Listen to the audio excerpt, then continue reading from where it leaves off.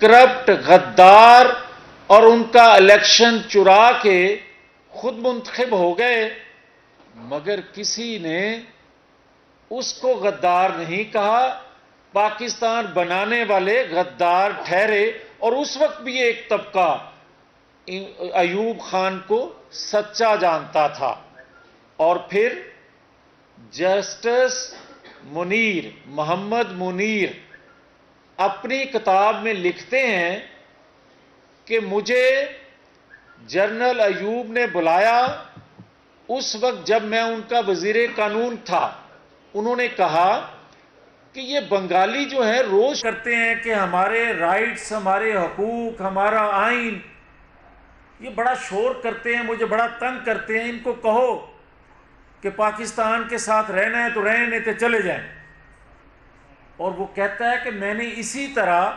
جا کے اس وقت کی بنگالی قیادت کو یہ کہا، تو اس وقت کی بنگالی قیادت نے مجھے جواب دیا کہ بھائی صاحب آپ ہمیں یہ بتا دیں جسٹس منیر صاحب کہ بنگالی کی پرسنٹیج ریشو پاکستان میں کیا ہے؟ تو میں نے کہا 58%۔ اس نے کہا پھر ہم تو پاکستان میں رہیں گے، آپ نے جانا ہے تو چلے جائیں۔ مگر غدار وہ ٹھہرے، اور اس وقت بھی ایک طبقہ ان کو غدار سمجھتا رہا۔ پھر آئے ایک رنگیلے جنرل یایا، اور وہ حسین شہید سہروردی اور شیخ مجیب کو غدار کہتے رہے، ان کے کردار پر انگلیاں اٹھاتے رہے، اور وہ پاکستان کے ٹوٹنے کا موجب بنے مگر غدار ٹھہرے۔ حسین شہید سہروردی بد کردار، کرپٹ، چور، ڈاکو ٹھہرے، حسین شہید سہروردی۔ اور اس وقت بھی ایک طبقہ جو ہے وہ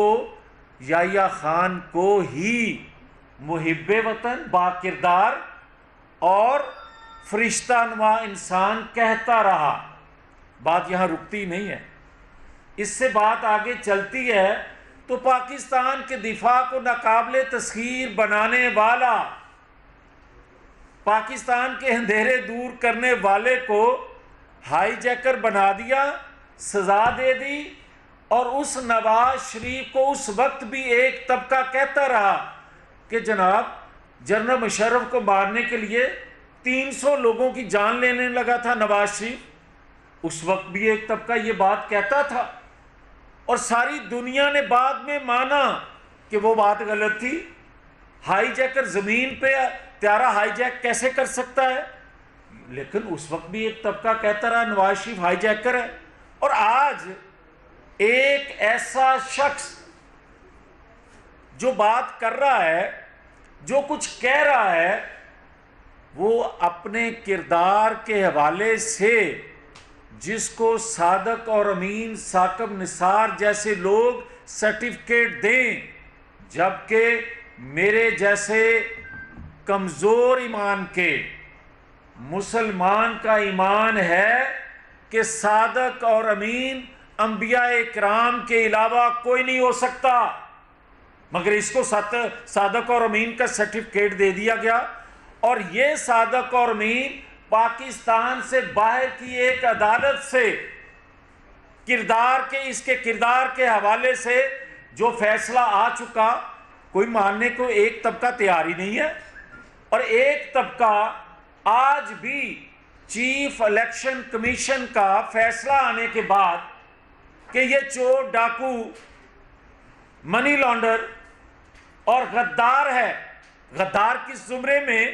کہ بھائی جن لوگوں سے آپ پیسہ لیتے رہے ہو، جنہوں نے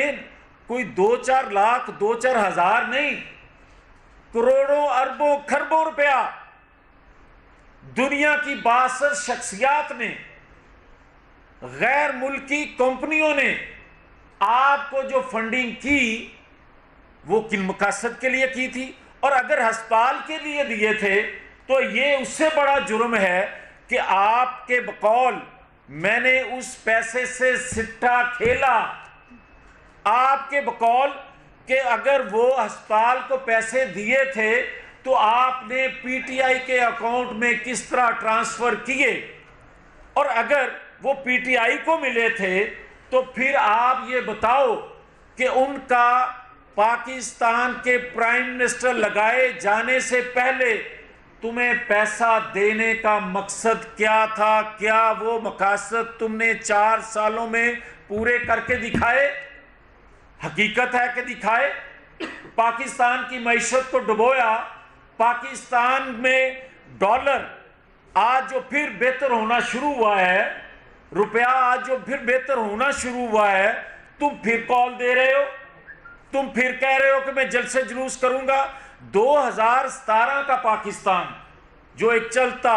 پھلتا پھولتا پاکستان، نواز شریف کے دور کا پاکستان، اس وقت یہ مجرم اکیلا نہیں ہے، اس کے ساتھ ثاقب نثار مرکزی ملزم ہے۔ 2017 کا اور آج کا موازنہ کرو تو پتہ چلے گا کہ اس میں کون کون سے کردار شامل تھے، اور ان کرداروں میں مرکزی کردار ثاقب نثار کا ہے۔ اور جب میں یہ بات کہتا ہوں تو پھر کہا جاتا ہے کہ الزام ہے اداروں پہ۔ میں نہیں کہہ رہا، جسٹس شوکت صدیقی کیا کہہ رہے ہیں؟ جسٹس شوکت صدیقی صاحب کہہ رہے ہیں کہ آج بھی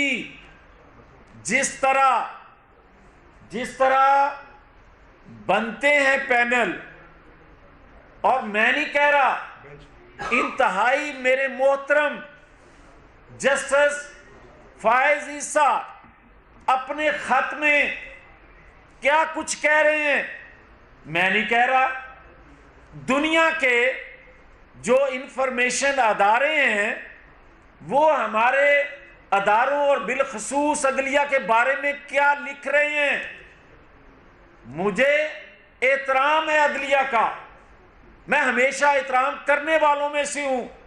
مسلم لیگ ہمیشہ احترام کرنے والوں میں سے ہے۔ اس پر الزام لگا تھا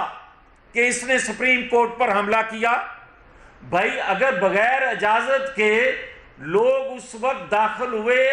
سپریم کورٹ کی عمارت میں، کچھ شیشے ٹوٹے یا کوئی دروازہ ٹوٹا تو کہا گیا سپریم کورٹ پر حملہ ہے، ایف آئی آر درج ہوئی۔ مگر جو چند دن پہلے سپریم کورٹ کا دروازہ توڑ کر، دیواریں پھلانگ کے، شیشے توڑ کے داخل ہوا گیا، تو اس کو اگر کہا جائے کہ یہ ان کے جذبات کا اظہار ہے، تو پھر کہہ دیں کہ اس وقت بھی جذبات کا اظہار تھا، آج بھی جذبات کا اظہار ہے، اور اگر اس وقت حملہ تھا تو پھر آج بھی حملہ ہے۔ یہ کیسا معیار ہے؟ اور پھر مجھے کوئی بتائے کہ شہباز گل نامی ایک شخص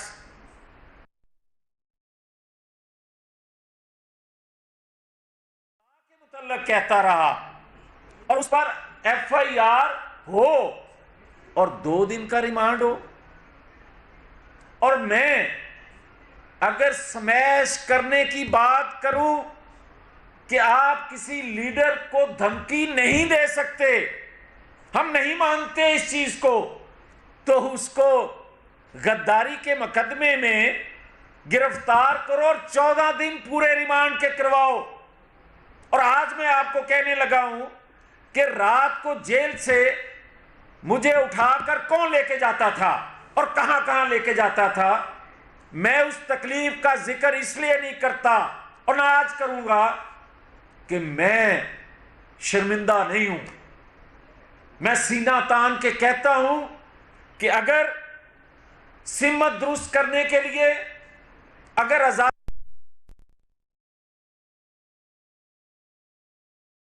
جیل میں ڈال دیا جائے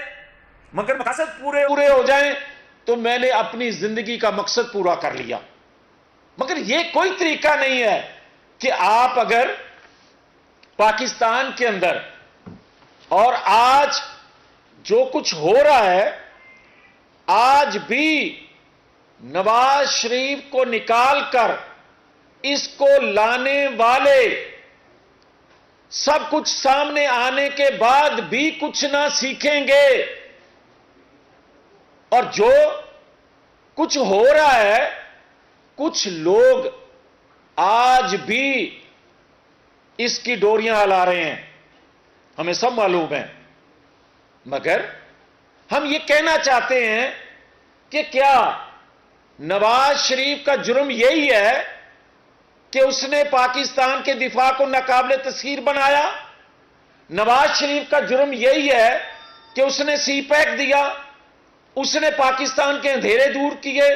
اس نے پاکستان کی معیشت کو سنبھالا دیا، اس نے پاکستان سے دہشت گردی کا خاتمہ کیا، اور اس نے آنے والی نسلوں کو خوشحالی کا درس دیا، پیغام دیا، نوید دی،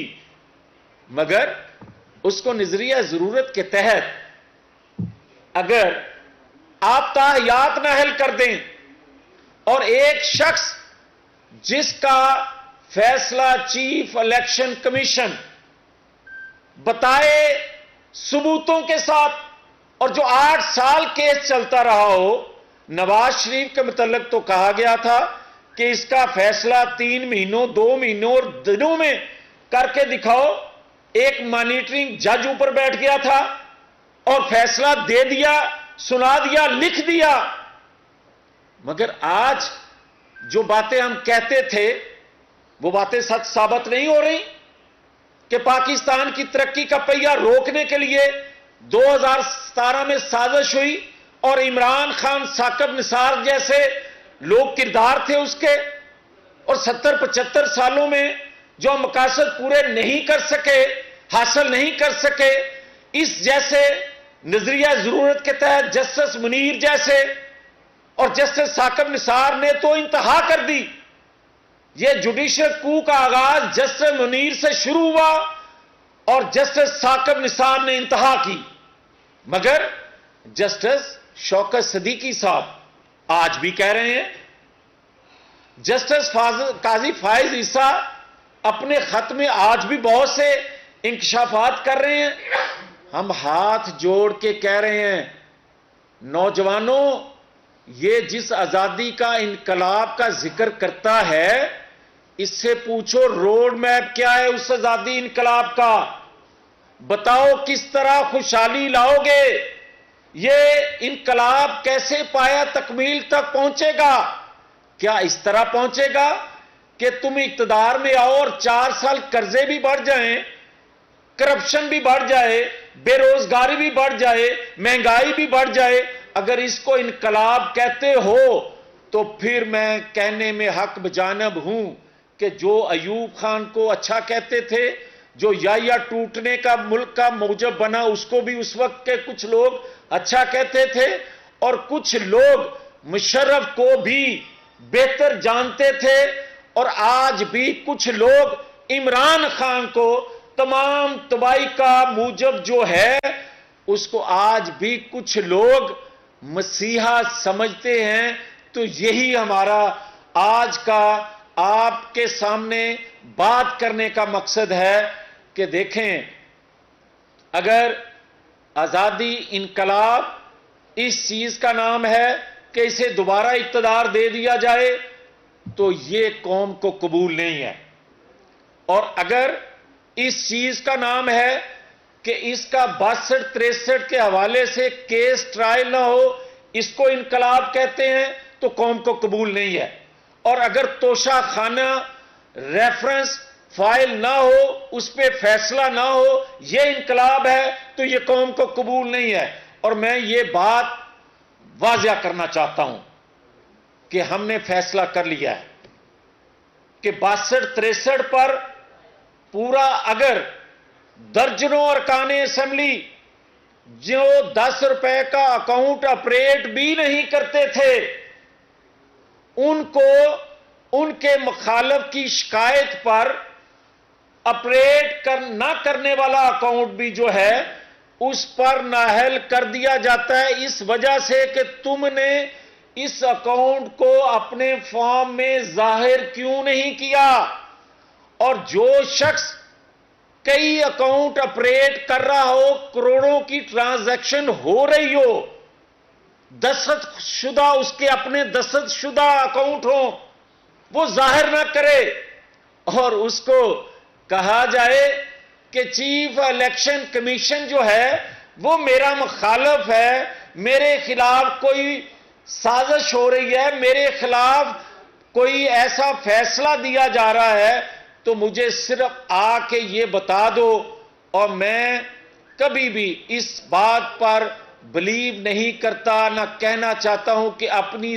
بات کی صداقت کے لیے میں کہوں کہ آؤ قرآن پاک پر ہاتھ رکھ کے بات کریں۔ ہاں، یہ بات اس لیے کہہ رہا ہوں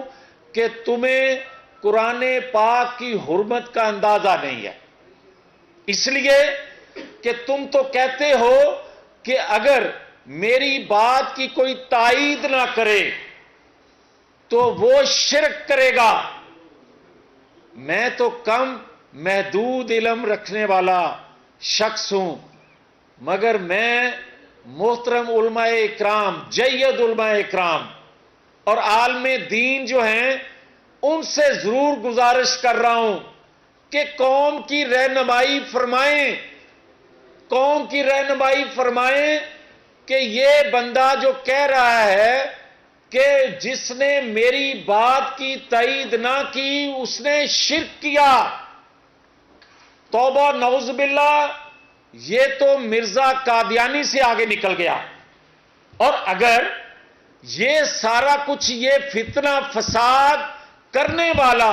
سب کچھ کہتا جائے گا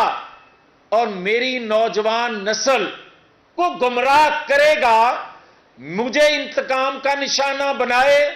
عظما بخاری کو انتقام کا نشانہ بنائے، ہمارے پولیٹیکل ورکر کو انتقام کا نشانہ بنائے، ہم برداشت کریں گے، ہم انتقام نہیں لیں گے،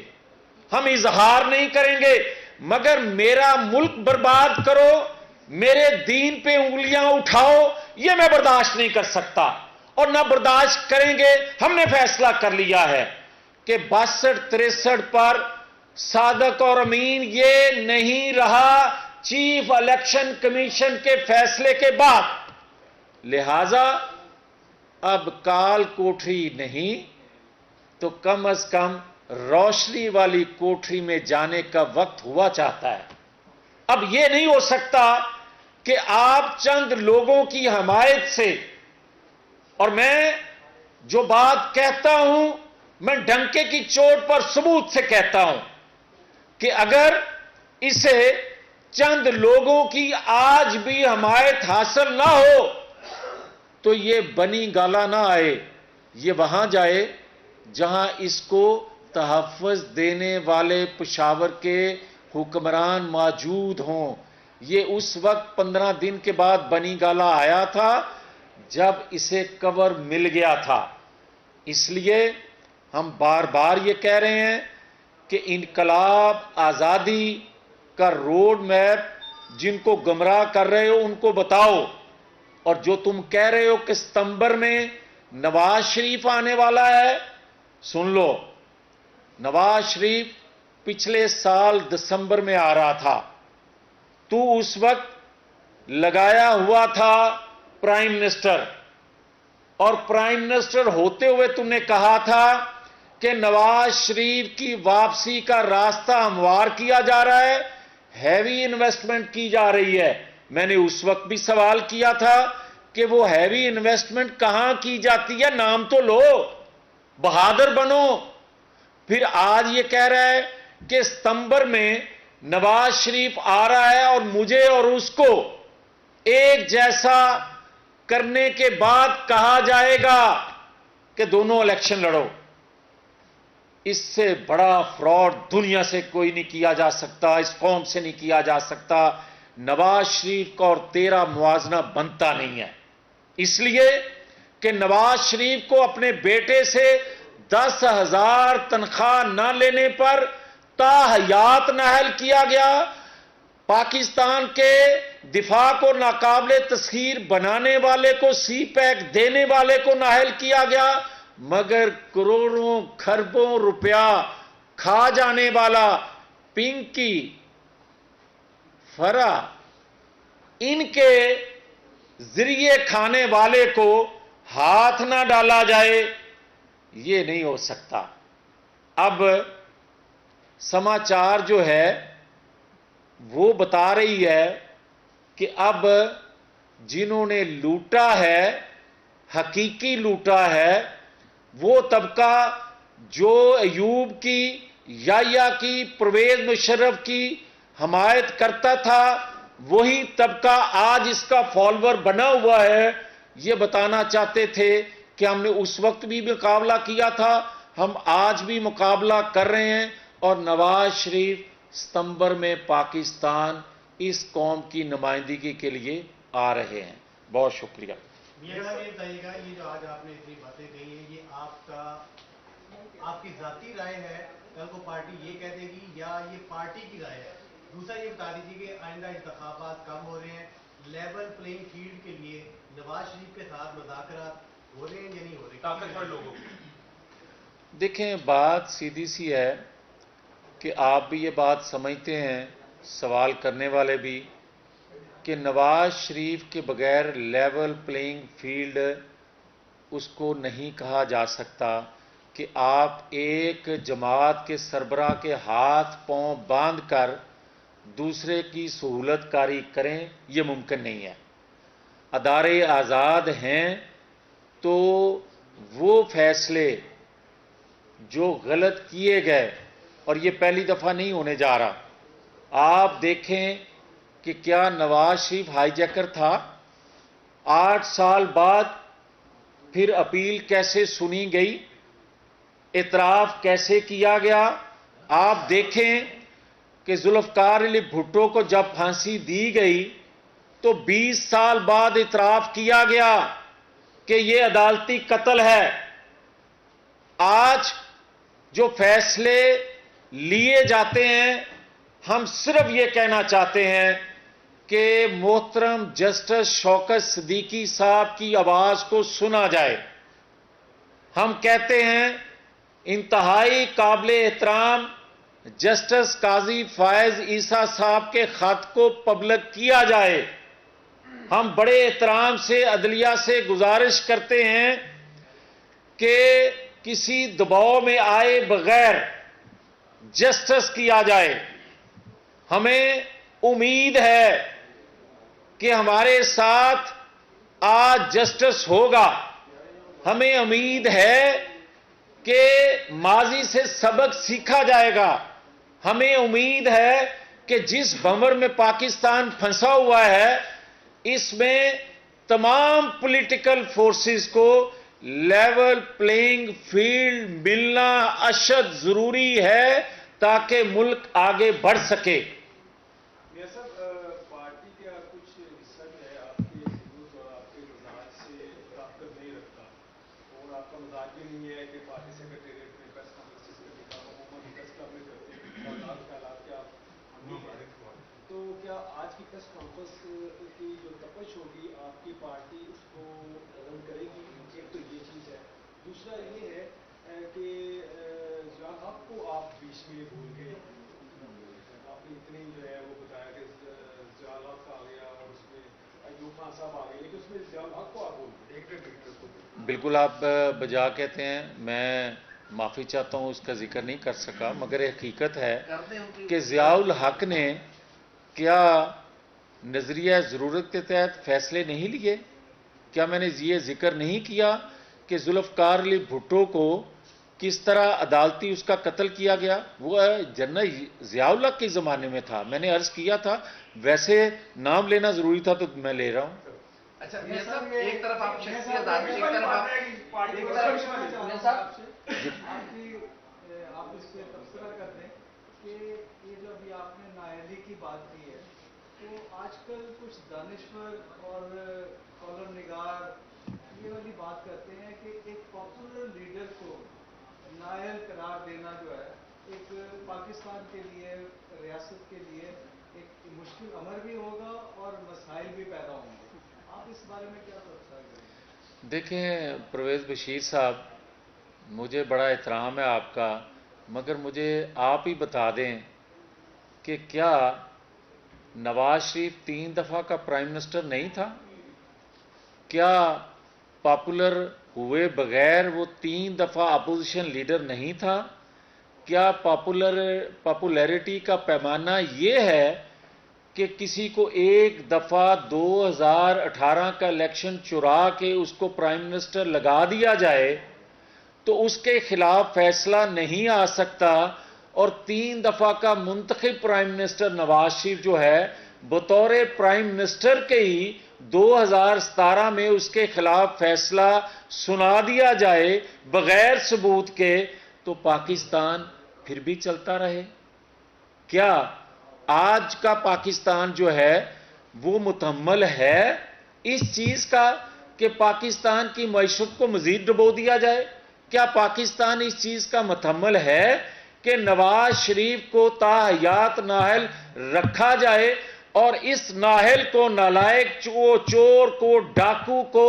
اور دنیا کے بقول دنیا سے پیسے لینے والا، ان کے مقاصد پورے کرنے والے کو ہم سر پر بٹھائے رکھیں؟ یہ ممکن نہیں ہے۔ اب صاحب یہ بتائیے گا کہ آپ مینی ٹائم جو ہے نواز شریف کی واپسی کا اعلان کر چکے ہیں، کئی دفعہ آپ تاریخ دے چکے ہیں، آپ کے پارٹی کے لوگ تو کہتے ہیں ڈاکٹر جب اجازت دیں گے میاں صاحب تب واپس آئیں گے، آپ کو کس ڈاکٹر نے بتایا کہ اس نمبر میں آ سکتے ہیں اور کس نے کہا ہے؟ اور یہ بتائیں کہ اس نمبر میں لاہور آ رہے ہیں کہ اسلام آباد آ رہے ہیں؟ دیکھیں، جو ڈاکٹر ہیں نا وہ مختلف وقتوں میں اپنی رائے چینج کرتے رہتے ہیں، اور اس وقت کے جو ڈاکٹر تھے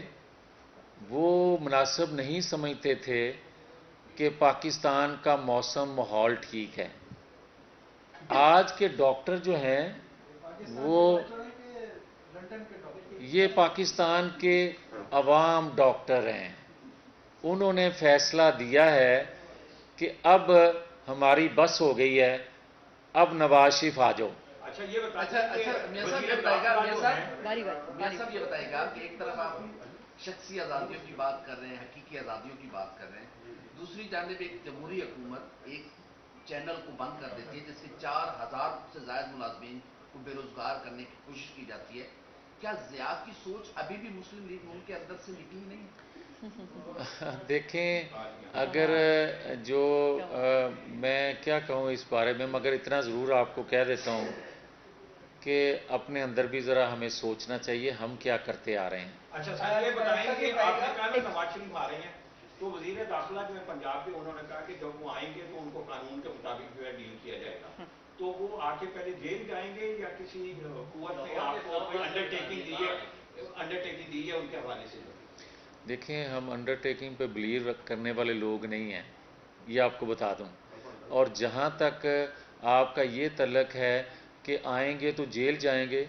ہم جیل سے ڈرنے والے ہیں، اور نواز شریف کیا پہلی دفعہ جیل جائیں گے؟ اور نواز شریف جب لندن تھے تو پاکستان میں تو کسی پر ایف آئی آر ہو جائے تو وہ دوڑتا ہے پاکستان سے باہر۔ نواز شریف کو تو باہر تھا تو سزا سنا دی گئی تھی، اور وہ اپنی بیٹی کا ہاتھ تھام کے بستر مرگ پر اپنی مسز کو چھوڑ کر آ گیا تھا پاکستان، وہ جیل سے ڈرے گا؟ جیسا یہ فرمائیے گا کہ جو حکومتیں بناتے ہیں پاکستان کے اندر، مگر ایک چیز ذہن میں رکھیں، کیونکہ ہمارے ساتھ ناانصافی ہوئی ہے، کیونکہ ثاقب نثار کا فیصلہ ہے، کیونکہ ثاقب نثار کی ہدایت پر ہمیں سزا سنائی گئی تھی، ہم نواز شریف کو جیل نہیں جانے دیں گے۔ استقبال آپ کو ایسا کر کے دکھائیں گے اور جگہ کا بتائیں گے کہ ملک عارف صاحب تسی بھی اتنے پہنچو گے۔ جو حکومتیں بناتے رہے، جو حکومتیں گراتے رہے، کیا آپ کی اب بھی ان سے دوستی ہے؟ اور اگر دوستی ہے تو پنجاب میں یہ سوئچ آن اور آف کیوں ہوتا ہے؟ دیکھو، میری بڑی واضح میری سوچ ہے، میری جماعت کی سوچ ہے، میرے لیڈر کی سوچ ہے کہ نہ ہم دوستی رکھنا چاہتے ہیں نہ ہم دشمنی رکھنا چاہتے ہیں۔ ہم چاہتے ہیں آئین قانون کے دائرے میں رہتے ہوئے اگر تمام ادارے، اس میں سیاسی جماعتیں بھی ایک ادارہ ہیں، وہ بھی کسی سے مدد نہ مانگیں، وہ بھی جگہ جگہ یہ رونا نہ روئیں کہ مینوں دوبارہ نوکری تے رکھ لو۔ میں یہ کہتا ہوں کہ تمام پولیٹیکل ادارے ہوں یا ریاست کے ادارے ہوں، ان میں بیٹھے ہوئے لوگوں کو آئین قانون کے مطابق بہیو کریں گے तो मुल्क इस सूरत हाल से निकल सकेगा। ये डे वन से, और नवाज शरीफ ने ये 4-5 साल की जद्दोजहद नहीं है। नवाज शरीफ ने 20 साल ज़हन साजी के लिए लगाए हैं पाकिस्तान के, और ख़ास तौर पर पंजाब के लोगों की ज़हन साजी। उसने तकलीफ़ें, कैदें सहने के बाद लोगों की ज़हन साजी की है कि यही रास्ता है पाकिस्तान को भंवर से निकालने का, आइन कानून की बालादस्ती मियां में। साहब, ये बताइएगा कि लास्ट। आपने अभी जिक्र किया साजिश का भी, जस्टिस अकरम निसार का भी, और दूसरा नजरिया जरूरत का। मुझे ये बताइए कि जब से पाकिस्तान बना है तब से नजरिया जरूरत इस्तेमाल होता रहा है, और ये इफेक्टिव होती रही हैं सियासी जमातें। ना तो आप कानून साजी कर सके शफाफ इलेक्शन की कि अवाम उसको तस्लीम कर सके। 2018 के इलेक्शन पे एक कमेटी बनी, उसका अभी तक कोई अता पता नहीं। अब आपकी हुकूमत भी है, तो इस हवाले से भी कोई कानून साजी होगी कि कोई जस्टिस या कोई इदारा अपने आईनी हदूद से बाहर ना निकल सके, उसको रोकने के लिए भरपूर तरीके से कानून साजी हो। इसमें आपकी पीपल्स पार्टी भी शामिल रही है, इफेक्टिव होती रही है, आप भी होते रहे, क्या कहेंगे? देखें, जहाँ तक आपका तल्लक है कि 70-75 सालों में फ़ैसले आते रहे हैं, मैं माजरत से ये अर्ज़ करूँगा कि कुछ अदवार में फ़ैसले आइन कानून के मुताबिक भी आए हैं, भले थोड़े आए हैं, मगर जहाँ तक कानून का तल्लक है तो कानून तो बेशुमार बनते रहे, आइन बनता रहा, मगर उस पर अमल नहीं किया जाने दिया जाता। और वो कौन नहीं करने देता? ज़ाहिर है जो बाअसर होते हैं, जो ताकत में होते हैं, वो इसको इस्तेमाल करते हैं अपने मफाद के लिए, तोड़ते हैं। यही मेरा रोना है कि आप आज़ाद भी हैं, आपके पास आइन भी है, आपका कानून भी है, मगर उस पर ना कोई अमल करने देता है और ना उस आज़ादी के मकासद कोई पूरे करने देता है। इमरान खान फितने जैसे किरदार जो हैं मुख्तलिफ औकात में अपना रोल अदा करते आए हैं और आज भी कर रहे हैं। बहुत शुक्रिया। कानून साजी हो गई है।